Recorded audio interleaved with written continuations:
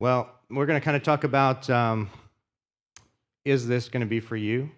Cockpit building is quite a endeavor, and it's something to really think about before you get started, whether it's something you want to take on. And then if you do decide to take it on, the kind of research that you're going to need to do to make sure that you're ready to go when you do start building. We're going to talk about some of the components of aircraft, airliner cockpits, the things that you will need to buy to finish out your cockpit. And then Fabian is going to touch on his real cockpit that he's built. He's got a 737, cut the nose off, and he's converted that for simulation use, so that he'll tell you about that. And then I'll just let you know about some of the resources that are available out there for you. So. All right, so about me, Tony Wilco. I am based in San Antonio, Texas, about 3.5 hours west of here. I did get my pilot's license at about 17 years old, and I flew for a while, but I went into the military. I was hoping to make a flying career out of it, but it never materialized, and I ended up in the IT field, which actually is very valuable for this kind of a thing. I started simming back in the mid-'80s, back in the SubLogic days, the very beginning, and it's amazing to see where it's come so far. And I am, like I said, I'm building a 737-800 simulator. It's using simulated parts, not real parts for the most part. And I've got pretty much a full cockpit now. In fact, that's the picture of my cockpit right there. And then I've got a website, simobsession.com. So if you ever want some, more information about my build progress, you can go out there and check it out. I've got lots of reference links, and we'll talk about some of the other things that are available in a little bit. Fabian? Hello, I'm Fabian. I also have a private pilot's license, and that's my cockpit right there. It's a 737-800, and this is what it looks like now. When I first got it, it was completely empty, so it's been a lot of work. So I'd love to tell you more about it, and we'll be covering that a little later. Also wanted to mention that I have a World Flight team this year, so we're looking for members. If anybody wants to join, please hit me up. And back to you, Tony. All right, so I asked who has started a cockpit build, who has a completed build. They've finished their... yeah, right, exactly. So I was going to mention that. That's why I have it in quotes right there, right? It's never really finished. Who's a licensed pilot here? Do we have anybody? Okay. Commercial or just... Oh, okay, cool. Good. Nice to see that. All right, so I love Far Side cartoons, so you're going to see a bunch of those pop up here. Is this for you? All right, well, those of you who have built cockpits know this is the most asked question, the famous question, how much did it cost you, right? And it's a really hard question to answer because what you'll find out is that everybody's build is different. What I build is not what you're going to build. I may decide to simulate everything down to the screws, and the next person might go, I don't need that. I just want an instrument panel, and that's it. So the cost to build a simulator is going to vary widely depending on what your end goal is going to be. And then two, also, if you want to make it a business, right? So if you're doing it for personal use or you're doing it for a business, your goals are going to be different and the costs are going to be different. But if you want a round number, I would say total cost would be easily the cost of a luxury car and probably more, So what's that? A Tesla. Yeah, a Tesla S at least. Right. So some of the reasons why you might want to build a cockpit, I probably don't need to explain this, but most people, because they love a particular airplane, they want to, emulate that airplane. They want to have the ability to fly it anytime they want. So they start their own build of that aircraft. It's a chance to simulate real-world operations, right? Maybe you envisioned you wanted to be a pilot like me, and you never got the opportunity. So this is a great opportunity for you to be able to experience that a little bit. A heightened sense of realism, right? So instead of flying your desktop, you're flying something you're actually sitting in and flipping switches. That's pretty cool.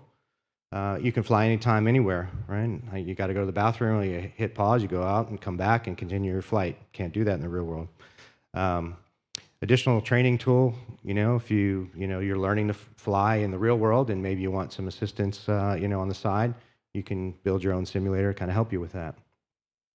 and so on forth. There's a lot of different reasons. Another big one is me time, right? So a lot of us are kind of solo kind of people. We like our me time, our build time. So it gives you an opportunity to kind of get away and kind of maybe do something monotonous that's just a nice relaxing thing to do. I've had hundreds of LED lights, that I've sat down and wired, and it's taken me hours to do, and it just, I don't know, it's cathartic in a way. So it's a good opportunity to be able to do that.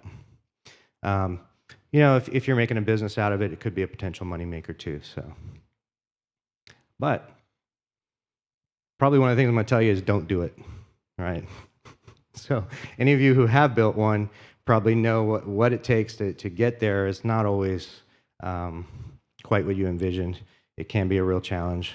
It can be very expensive. And sometimes people go, you know what, if I had to do this again, I wouldn't do it. Maybe I'd get a more fancy desktop setup. So, some of the reasons that, you spend so much time building these things that maybe you're going to strain your family relationships. If you don't have an understanding spouse, significant other, it really makes it really hard because you're going to spend a lot of time in the garage or in the room, wherever you are, building the sim. And, it strains your relationships. You're not spending enough time potentially with your significant other. So you got to think about that. It can be very expensive, right? Like we said, a Tesla S, if you wanted a full build, could be more, could be less, but it is expensive to do to the end goal, right? A full simulator. It's immense time commitment. It's often solitary, right? That's a big thing. Like when you're building these things, a lot of times you're doing it by yourself. That's why events like this are awesome, because you get a chance to actually meet other people and communicate and learn new things that you didn't know before. So it's a great opportunity to meet people. But most of the time it's solitary. You're building on something like, I don't know how to do this. Who do I turn to help me, right? And a lot of times you got to figure it out on your own, and that's it's very solitary. It can get overwhelming when you get to something like that. Was the overhead that I built, the first one. And you look at all the wiring and you go, you get halfway through it and you're like, what am I doing? This is crazy. I don't even know if this is going to work right, and it just keeps growing and growing. And sometimes you just get to a point where you just feel overwhelmed. Like, is this ever going to be done? It's no instruction manuals. It's not, a lot of stuff is not plug and play. It requires a lot of new skills that maybe you don't have. And you got to learn, which is great if you're a person who loves to take on challenges. Boy, you got plenty of great challenges here that cover a whole spectrum of things, of skills. It can take a lot of space, depending on if you want to go with a full build. You're going to need a dedicated room in your house, which may not even be big enough, depending on the simulator you're building. So mine's in my garage, and my wife gives me a hard time. I got a 3-car garage. It takes up almost 2 spaces, and my wife says that one space has to be for my car. So you cannot intrude on that, right? So I'm always conscious that I can't grow beyond that. Fortunately, it fits. And then sometimes it can take a really long time to get parts. So you might find yourself having to build them yourself. So you've got to learn 3D printing or laser etching or something that will help you get some of those parts in a more timely manner. All right, so questions to ask before you begin. Do you have the income? It's going to cost you a lot of money over a long period of time, but that time can be spread out over a long period, right? It doesn't have to all be bought at once. It's taken me 10 years to get to this point. That's because I take my time. I'm not in a hurry, So you spread out that total cost over 10 years, and it's not too bad. Do you have the commitment, right? Again, it's going to take a lot of time. So do you have the commitment and time? A lot of people, they kind of get a quarter away or halfway through their build, and they go, man, I don't have the time for this anymore. And you see a lot of people selling their stuff because they just don't have the time to commit to finish, right? Again, significant other, do they support it? You're going to be doing this by yourself or partnering with somebody. So these are all things that you probably should think about before you actually get started with the build. All right. So research and prep, really important before you're starting your build.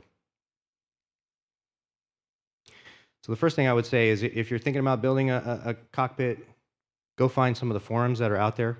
Cockpitbuilders.com, mycockpit.org, ProSimAR forums, SimBuilder, Facebook groups. Those are all good places to go.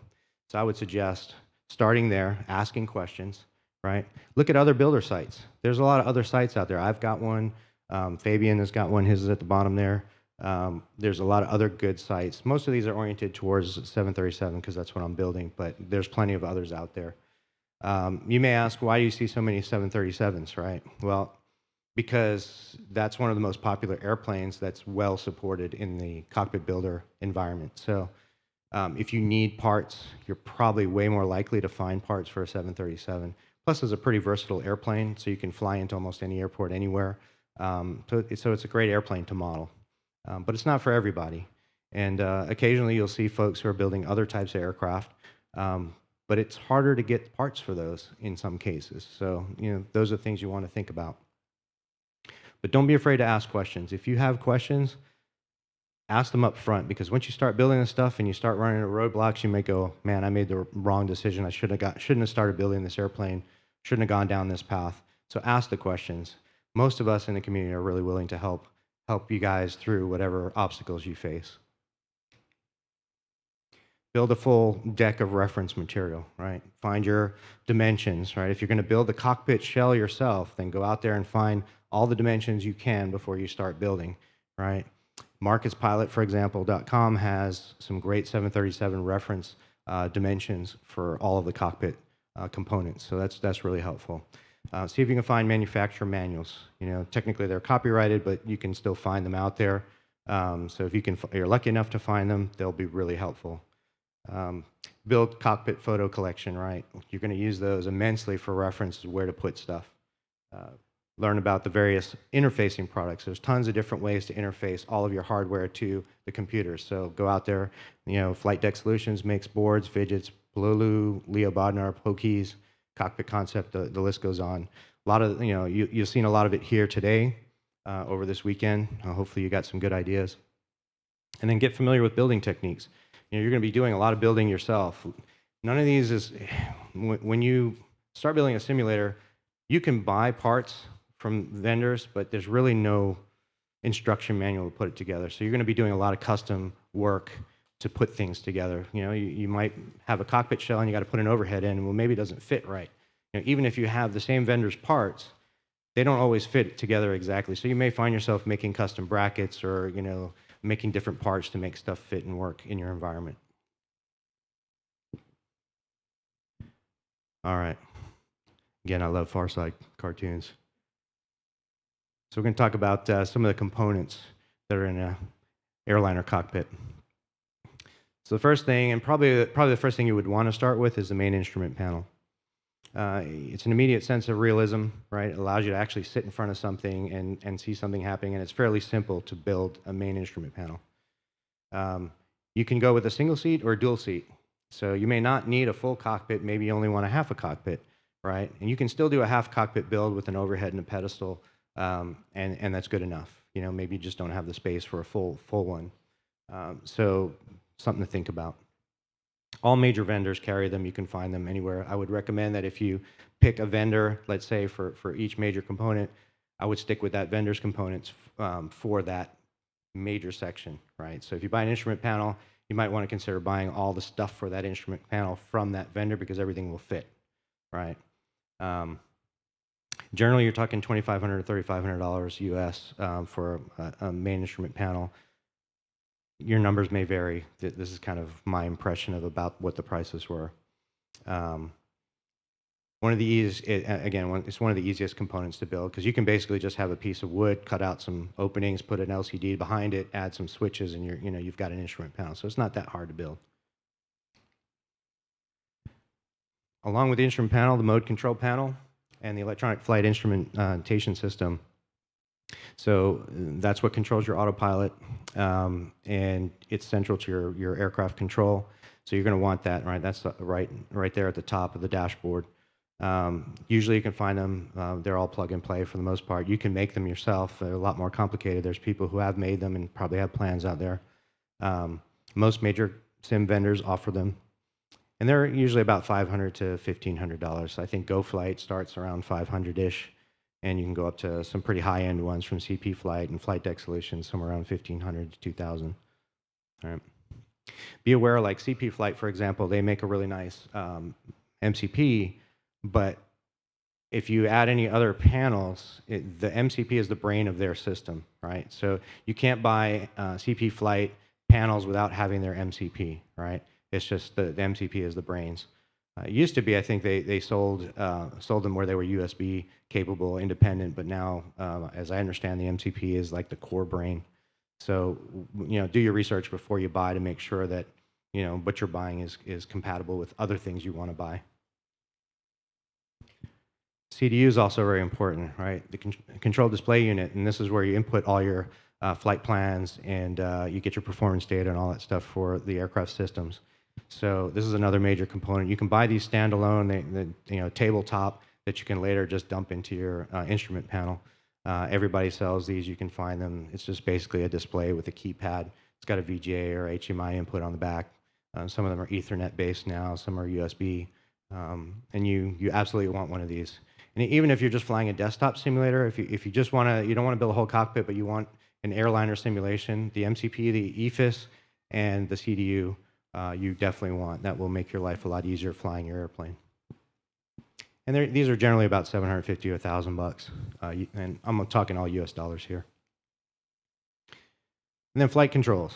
So you've got your control columns, and you've got your rotor pedals. Control columns, there's a lot of options out there. You can find them. Everybody sells them. You have some that are surface mount, right, that are not linked together. So most, all commercial airliner yokes, control columns, they actually are linked together, right? So if I turn the left one, the right one turns, and so on. So those start getting expensive when you start getting into linked control columns, and most of them, they have to be mounted with underneath the floor is where the linkage is. So you got to take that into account when you're building your simulator. If you're building a base to support it, your base needs to be tall enough to support any linkages that have to go underneath, right? Typically, 16 inches high is about a good height. You can also buy above floor control yokes, right? And those are just, screw them into the floor. They're independent. They're not linked together. And so you have to decide whether or not that's what you want to do, or you can start with that and then go to a linked control column setup later. You can build them yourself too. You can find OEM control columns out there from salvage yards and stuff, and then build the linkages and all yourself. That's doable. It's more work, more engineering. You got to figure it out, but it can be done. And typically, you're looking at about $1,200, $1,500 for a standalone column, and then more than that for, of course, your linked. And then the rotor pedals is kind of the same thing. You have linked rotor pedals. You got standalone rotor pedals. Of course, the real aircraft are linked, and there's so many different options out there. I've not found any of them to be perfectly accurate. I've got the FSC rotor pedals, linked rotor pedals, and they're pretty expensive. Those are probably about as close as I've found to the real, and they're pretty much bulletproof, and they're still not perfect, right? Let's see, so you've got adjustable pedals. So the real aircraft have adjustable pedals. You've got a crank handle on them, so you can move the pedals forward or back depending on how tall you are. So it's not important. I mean, it's not necessary, but it might be something you want to think about. And when you buy this stuff, you go out there, you get it. You got to be thinking about the future, right? So, for example, I bought the FSC rotor pedals, and about 4 years later, I could only, when I bought them, I bought the captain's side. I couldn't afford the FO side at the time. So I waited, and then 4 years went by, and then finally, the price went up. And I said, I better get them now, because what if FSC goes out of business, right? What if they're not available anymore? Now I got one set of rotor pedals, and I can't match them, right? And those don't come up for sale very often anywhere. So you got to think about these companies. Some of the bigger companies have been around for a long time, but they may not be here tomorrow. So when you're building your components, take that into account, that maybe I better get the stuff now before I can't get it later, and now I got to find something else that fits what I've got. So, and then rotor pedals are going to cost you. You can buy standalones for $750 from I guess, who is it? Open Cockpits, I guess. And then they get more expensive if you're doing linked cockpits or linked rotor pedals. Throttle quadrant, a lot of options here. I mean, you've got your desktop, like your honeycomb, plain old throttles, but obviously we're going to want to go something a little better than that. So you can go with a non-motorized and motorized. The real, in most of cockpits, the throttles are motorized, right? The throttle levers will move with the engine RPMs, with the autopilot.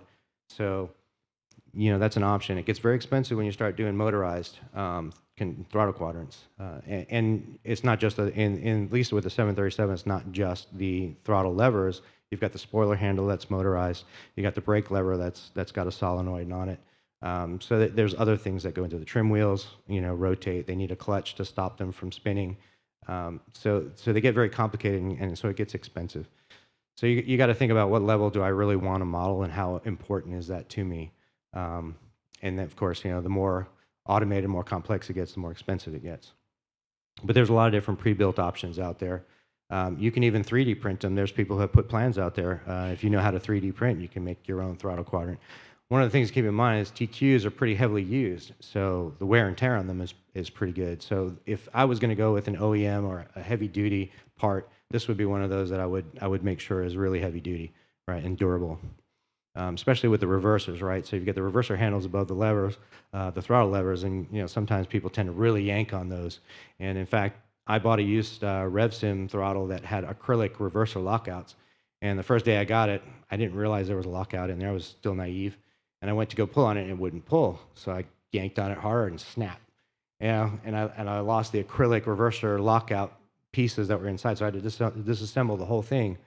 Now, fortunately, I learned some 3D CAD stuff, and I was able to replicate those in a 3D program, send them off to a metal manufacturer who made them out of aluminum for me, and now I don't have that problem anymore. So things that you learn as you go. You can always start cheap, and you can always upgrade later. But again, if you start now cheap, is it going to be more cost-effective to buy something that's going to last you longer term than try to turn around, sell this, and then get something more expensive later? So those are all the things you got to weigh depending on your budget. Overheads. So it looks really complicated. It is complicated, but it's like a rat's nest, but it's not. It's very organized chaos, I like to say. But the overhead is going to be probably your most complicated component of your entire cockpit. So what I recommend, because I've built 2 of these now, and I've gone through that twice, the next one, if I ever do get one, is going to be, I'm going to buy it from somebody, pre-made. And all I have to do is just plug it in the back with a USB cable and a power out input, and I'm done. Because it took me about 2 months or so of wiring just to put this together and make it work. And it's still not as nice as probably a third-party overhead would be. So this is one of those components I would say if you have the money and you can afford it, go out and do it. And in fact, I started out, I was like, oh, I'm going to just do this simple. I'm just going to make, put a few switches in here and, make it mostly realistic. And as I was going through it, I'm like, no, regular toggle switches are not going to work. I want the real toggle switch that locks. Right. So then I went out and bought 29 of them, and it cost me $600 or whatever it was, and then I'm like, well, I don't like these plain gauges. I want some flight illusion gauges that are more accurate. So then I spent another couple thousand. And then before the whole thing was done, I'm at the cost of what it would have cost me to get a really nice pre-built overhead. So take those things into account as you're building. You can do DIY. I mean, you can do something very simple with just a board with a printout on it, and cut out some holes for some switches, and you've got an overhead that gives you something. You can even do virtual overheads, right, with a touchscreen monitor that you can just reach up and touch your buttons. So, I mean, there's a lot of options here. But I would say if you're going to build one, just know what you're in for, because it's a lot of work. Oh, and one other thing is power. And we'll talk about power, but power is really important to think about up front. As you grow, your power requirements are going to increase significantly, and I'm going to talk about that in a minute. But especially in the overhead, there's a lot of, because of all the wiring, you need to be very careful how you wire these things because of the power requirements of all the different boards and devices. You don't want to end up with a fire in your overhead. And it's very easy to do if you're not knowledgeable about wiring and you don't solder everything nice and solid, you could end up with a fire very easily. So just be mindful of that. All right, center pedestal is another thing, right? That's right there by your right or left hip, and that's all your communications devices, right? So radios, your weather, your fire panels, typically there. So there's plenty of third-party modules. You can buy the individual modules. One thing I would say is that depending on the vendor, so typical aircraft use Zeus rails, right? And the Zeus rails have specific dimensions, and that's how you you lock your panels into the Zeus rails. You put a screwdriver in there, and you kind of turn it a quarter screw, and it locks it in place, right? And that's what the real aircraft use. A lot of these vendors have simulated Zeus rails or they'll have a Zeus-looking screw with a flathead screw on top, and then it's got like a wood screw at the bottom, right? Um, so you've got to think about, okay, depending on who you buy the panels from, what are their mounting options, and will it work with Zeus rails? Will it not? What kind of rails do I need? Because that's going to drive what kind of support you need on your pedestal. So really important to check that before you start buying your modules. And then some modules are not exactly one-to-one. They're a little bit off. The Zeus holes may not line up exactly. So a lot of things you need to check before you go ahead and invest your money in these things. There's USB, there's Ethernet, there's daisy chain options, there's a lot of different ways. It seems like everybody's kind of going the Ethernet route now. Ethernet's a lot better, I think, than USB, because USB, then you need a hub, and then you get power requirements and stuff. Ethernet, driving all this stuff is a lot better, I think, going forward. So if you can buy something that's Ethernet based, I would go that route. Typically, your modules are going to run $250 to, let's say, $550. Your fire panel is going to cost you more because it's a lot more. It's a bigger module, right? And the fire panel on the 737, that's another one of those things that I would go with real. If you can get one and have it converted, that's the best way to go. Because, on a fire handle, when you got a fire, you pull up the handle and you turn it, right? But you really yank on that thing and you really got to turn it, right? And it's got a solenoid that unlocks it. So if you can get a real panel, you don't have to worry about that handle breaking off when you yank on it, or you have a friend come sit down in the sim and they give a good tug on it and pull it right out of the panel. You don't want that. Ventilation is really important. So I've got a lot of flight deck solutions panels. They have the integrated backlighting. It's 5-volt incandescent lighting. It gets really hot in there, right? It generates a lot of heat. And you may forget that, you've got your power supplies, you've got your wiring and stuff in there. If you don't give it a place for that hot air to go, you're going to start frying components. So I put a little fan in the bottom of mine. You can't really see it, but it just exhausts any hot air out of there. Works great. Platform, you're gonna need something to mount all your stuff to. So you're probably going to want to build a base. They're easy to do. I mean, just some basic woodworking skills, and you can build a platform. A 737 is about an 8-foot by 8-foot platform, so it's pretty easy to do. Again, talking about linkages, you probably want it to be about 16 inches high, so you have enough clearance if you're going to do underfloor mechanisms. I decided not to go that route against the advice of a good friend of mine who said, build it taller so you can, you're kind of prepared, and build it out of metal. He said, I built it out of wood.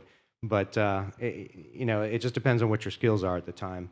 Now I'm looking back, I want to do the link pedals, and my floor is not tall enough, so I got to redo my floor. That's a major operation. Got to take the shell off. I've got all the components in there, so it's something to think about just as you go forward. What are you going to want to do with it? What's your goal in the end? You can buy pre-made bases. They're going to be expensive, like anything you buy pre-made. It's your call.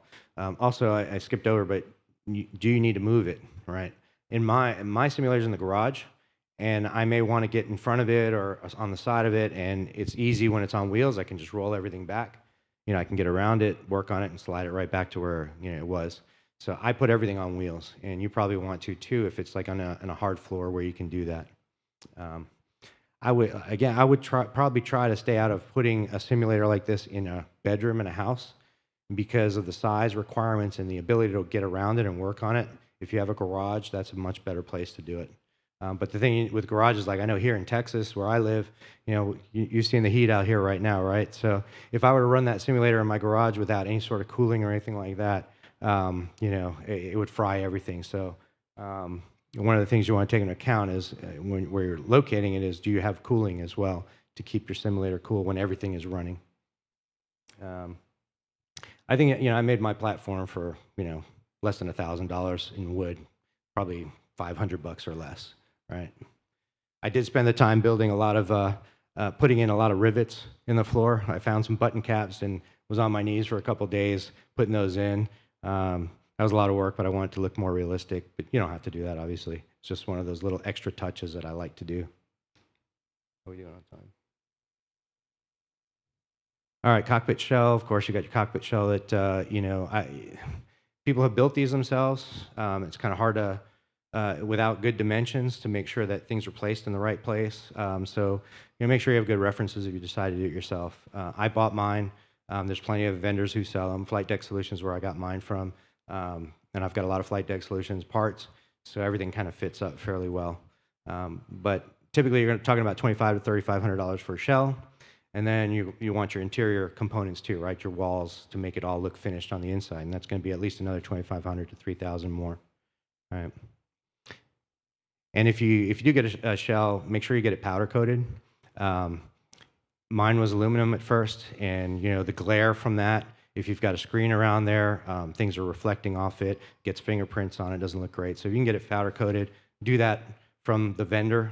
Don't try. I mean, you can do it yourself, but it's going to cost you more. So I would suggest getting it done by whoever you buy it from.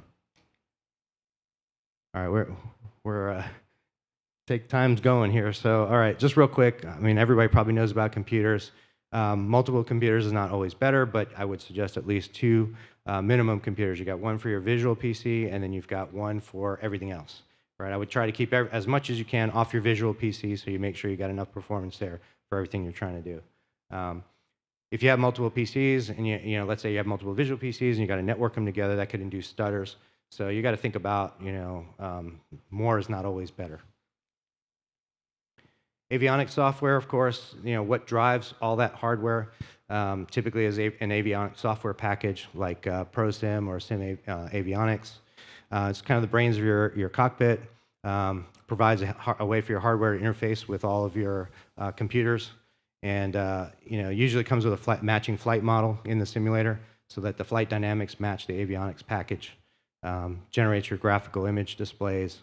And you can usually break those out over multiple PCs. So I have several PCs that run my avionics system, one for my core, and then I've got an instructor station PC that runs the instructor station software.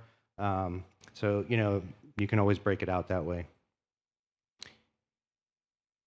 So here's some of the main software suites for avionics. ProSim, that's the one I use. It's pretty popular, very well supported. There's Sim Avionics that's out there. AeroWinks, if you've got a 747. Project Magenta has been around for a really long time. I kind of steer away from them. iFly 737 has a Cockpit Builders edition of their 737. PMDG, you can kind of hack into it to make it usable for yours. It's a little tougher to do. And ZiboMod, you could use that with X-Plane and break that out to your simulator as well. Instructor software may or may not be built into the avionics software, so if you want that, check into that. But FS Flight Control is a great instructor software. I use it. I love it. They were out here on the exhibition floor, and it's not that expensive. So if you're looking for good flight control or instructor software, I would recommend that one. And they didn't pay me. All right, visuals. So real quick, visuals. So obviously you have TVs, projectors, or collimation. I have collimated displays. I'm one of the very few that do. But TVs are probably the most popular. They're cheap. You can get big screens for a minimal cost. They're sharp. You can get 4K resolution, so they're great. Remember, if you're running a 4K monitor, you need the power on your video cards to drive it. Projectors, that's also a very popular option. And collimation, if you're lucky enough to be able to get some collimators, and because we're running out of time, I'm not going to go into it. Those are pretty cool. Graphics cards, 4K. Nowadays, you probably need a 4090 to drive. If you want to drive more than one, probably 4K display, a 4090 is going to be. 30 series cards are still good, and you can get by with them if you drop the resolution a little bit on your displays. NVIDIA is generally the standard. AMD is kind of out there, but everybody still typically uses NVIDIA. Smoothness of your performance is not always necessarily based on high frame rates, right? You may hear this from time to time. Just because you have high frame rates doesn't mean you're going to get a nice smooth out the window view, and that's something that we all struggle with, and we have been for a long time. So you're going to have to play with that until you get what looks good to you. And refresh rate is typically a big cause of stutters. So getting your refresh rate of your display synced up with what your graphic card is putting out, that's going to help reduce those stutters quite a bit. Boy, because we're really running out of time here, I'm going to skip by this. We've kind of covered some of this. Audio is really important. Make sure you think about audio. In my case, I've got probably 5 or 6 different sound systems that provide different areas of audio. So you want to think about that. These slides should be available online, so you can go look through them. All right, I'm going to let Fabian jump in with real parts. Thank you, Tony, and thank you for inviting me to talk about my project. It's a little different. So I started building a simulator maybe like 5 years ago also very similar to Tony's with replica parts, and I started building a 737 as well. Um, so I started buying some of the real parts, which I thought they were very special when I got them. They were the history they had, the way they felt. They just were very sturdy, and they was they're obviously real, so they were identical to what you see in a real airplane. And I bought a few of these parts, and I was buying them from a company called Sensation in the Netherlands. So I made a good friendship with them, and then one day they told me that they had a cockpit, a 737-800 in Arizona. And he asked me if I knew anybody that was crazy enough to want to buy a cockpit. And I said, well, I'll ask around. I know a lot of simmers out there are pretty crazy. And then I looked at it and I said, wow, I already have a flight simulator. It's like 90% complete.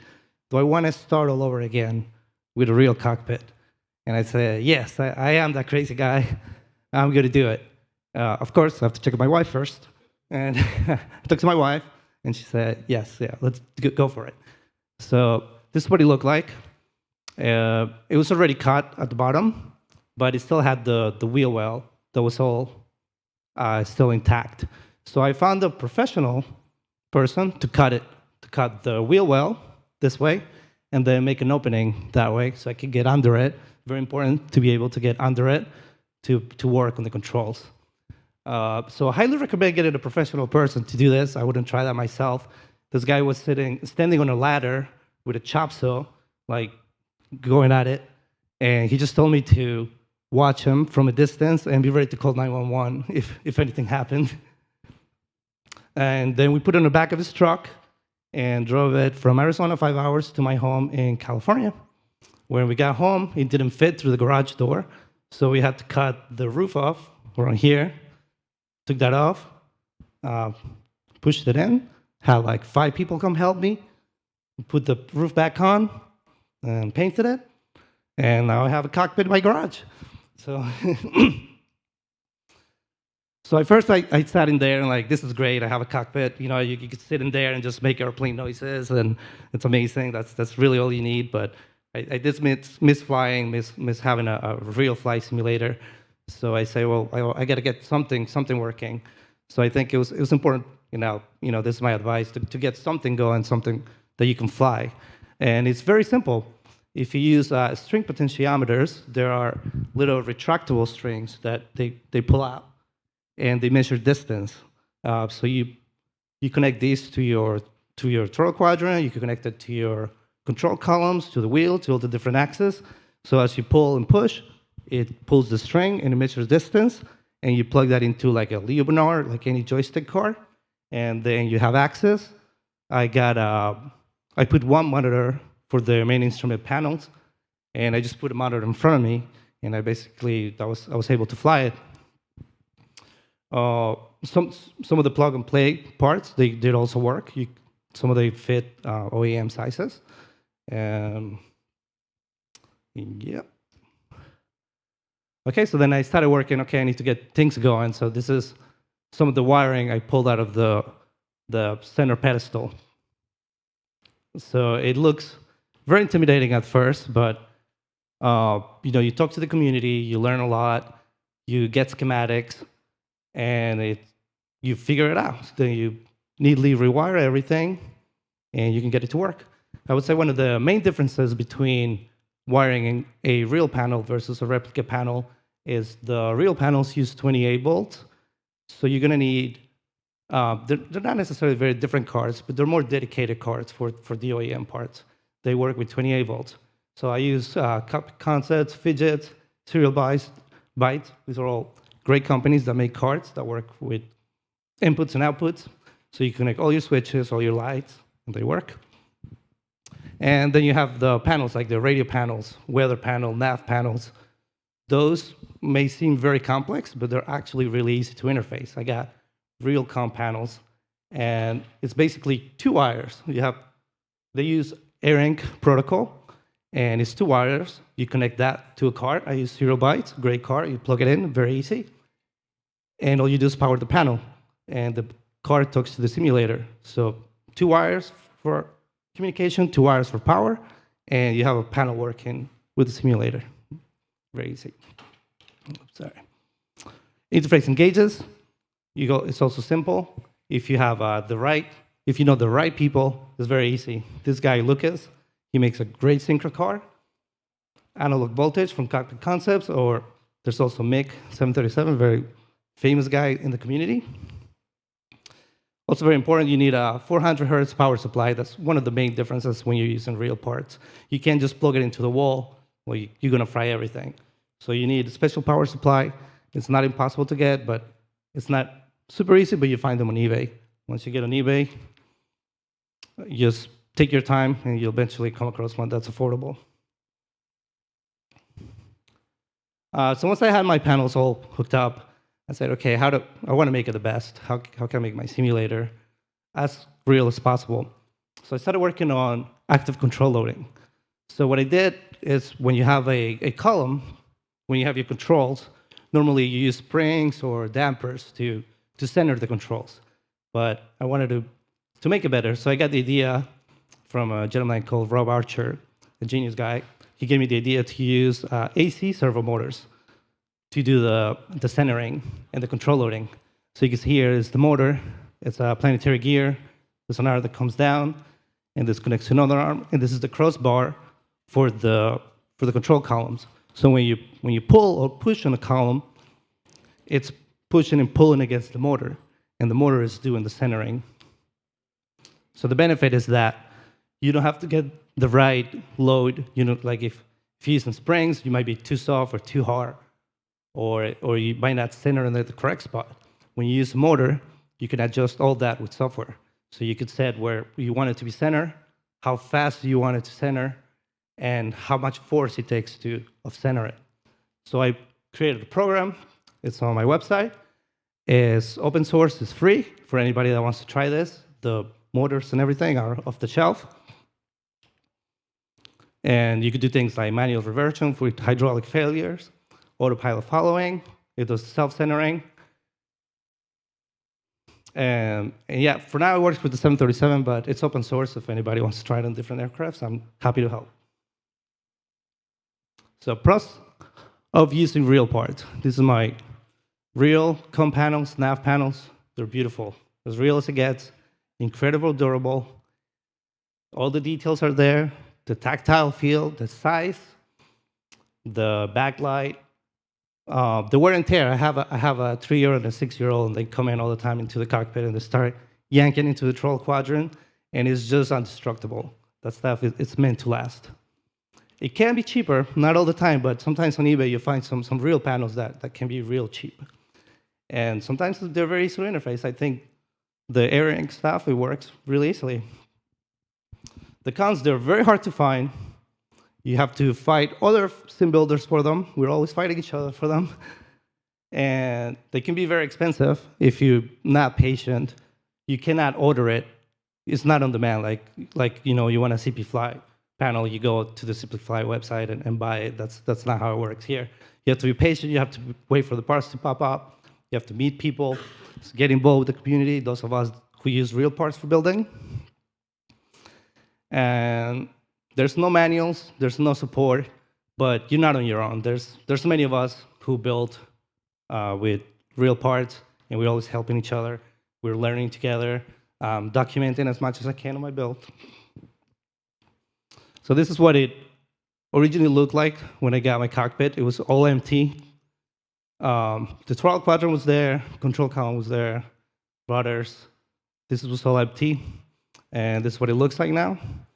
I have all the overhead, the MIB, pedestal.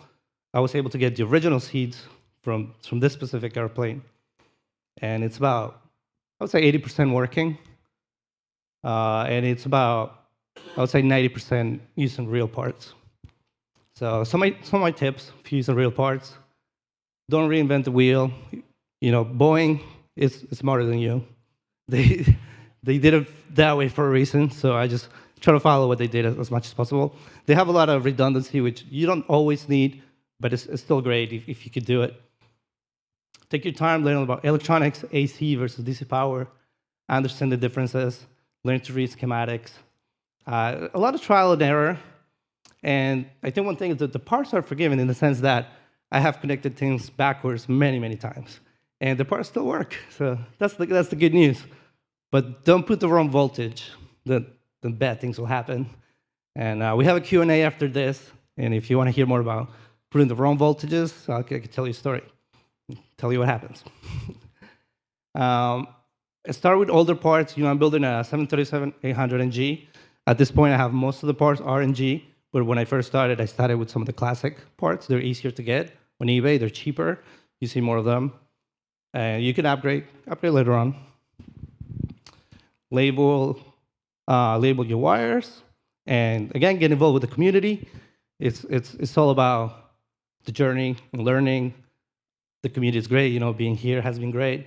Learning. Everybody has a different level how they use their simulator. And this might seem a little too crazy for most people, but it's so much fun, and I love having people come over and fly it. Again, we have Cali crew here for Warflight. We're going to be doing a charity event this year too.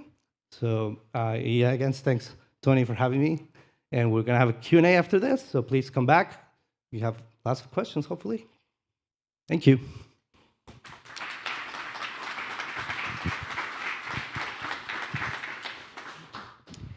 All right, thank you for all being here. Obviously, there's so much information. We only have 45 minutes to really kind of go through it all. We'd love to expand your knowledge if we can. There is, like he mentioned, a Q&A after this, so feel free to stay here, and there's going to be a panel of us builders who will answer any questions you have or cover things that you maybe wanted elaborate a little bit more. So thank you all for being here. Really appreciate it. I have a website, simobsession.com/links, if you want links to some of these vendors and products. I'm trying to continually update that with new stuff. There was a lot of new stuff here I'd never seen before at this exhibition, so hopefully I'll get some of that stuff linked up there too. And I welcome any feedback from the website. If you have ideas, suggestions, feel free. I want to make that a place we can share information that benefits you all. So good luck. Wish you all the best. Thanks for being here. And thanks, Evan and Phil and the rest of the team for doing an awesome job putting this all together. Thank you.